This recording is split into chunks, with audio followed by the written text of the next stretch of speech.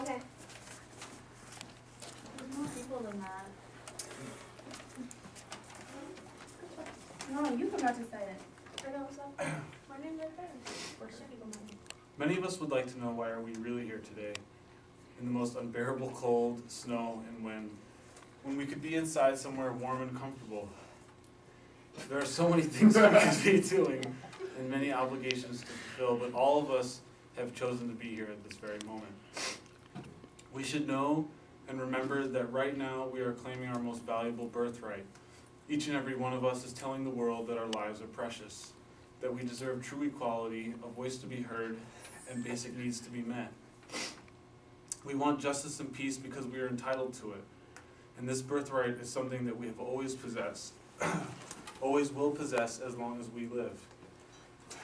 In many dark cells, courtrooms, police stations, and re-education camps around the globe, there are many who cannot stand here and speak out for what is truly theirs.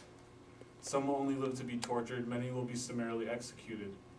Some have given up on any hope for this life because they cannot find the strength to pray for their own freedom. But with steadfast courage, we have chosen to be here today to remember them, to tell them that they too are precious and dear in our hearts. And no matter how far we are, there is the possibility that they hear our prayers, our voices, and calls to their cries for help.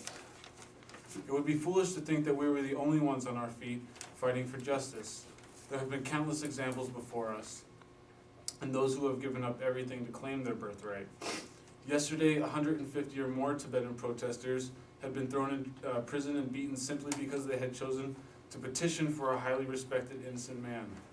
Tenzin Delek Rinpoche, a spiritual leader and environmentalist who has been in prison since 2002, even in the midst of hatred, injustice, and grave mistreatment, insisted that he would never harbor any intention to hurt others. Refusing to raise his fists in anger, he showed us the path of a true warrior, that we shall only fight with words of truth and compassion. After being tortured and brutalized, he is now serving a life sentence in prison. When widespread revolt had erupted throughout Tibet last year, Norzin Wangmo, a local Tibetan judicial worker and writer, had placed a courageous telephone call to the international community in a plea that the world see and know how Tibetans were actually living in fear and despair, beyond the lies of the Chinese Great Wall of Deception. She was also tortured and is serving a 5-year prison sentence. In 1990, Lobsang Tenzin, while waiting on death row, bravely protested in the name of his right as a human being, even in shackles and chains.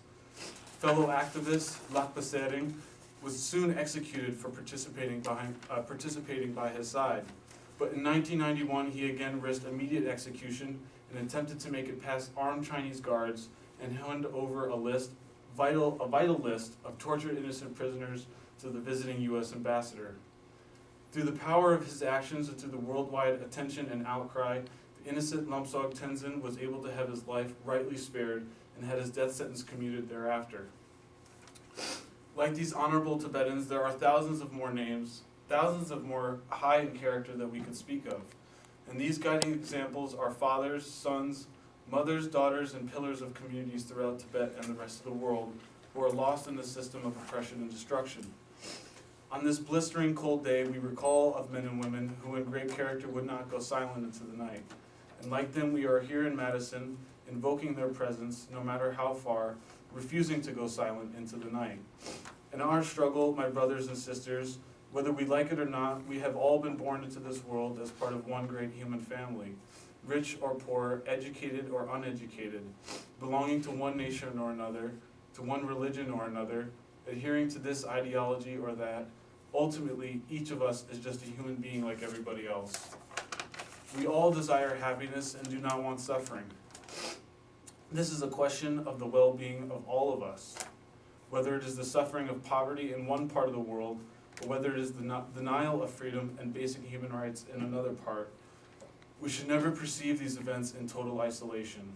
And right now, we are truly not alone, for I am looking at a family who believes in the jewel of a human life, and that change is possible, no matter how painful the obstacles appear to be. We must see ourselves in a free and independent Tibet.